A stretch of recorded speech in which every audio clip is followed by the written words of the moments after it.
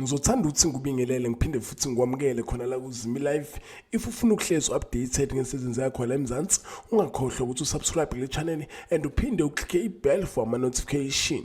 So kule video namhlanje ngizokupdate ngendaba yakhe uDon Thanda King esimazi ngoMangcobo kuZalo.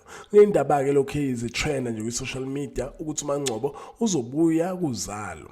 Lezi ndaba ke impela ngiyayibona kuma social media and futhi ngiyibona even nalapha kuma websites adila ngalo uZalo. So bayasho ukuthi uMangcobo uzobuya ngoMarch next year ngo-2023 kuZalo.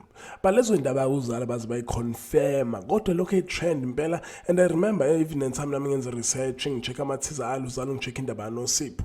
Ngathola ukuthi umuntu ozosiza uNosipho yena uMangcobo.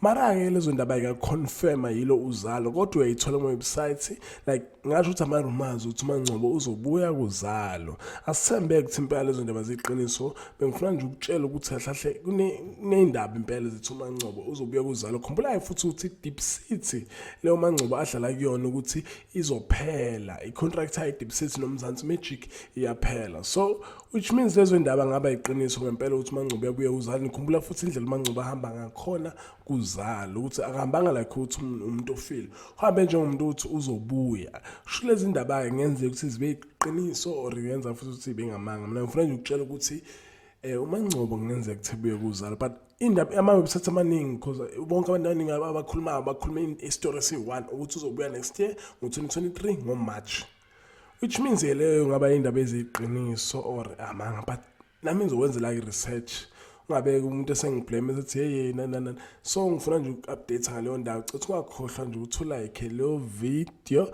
and uphinde usubscribe for amanye ama video.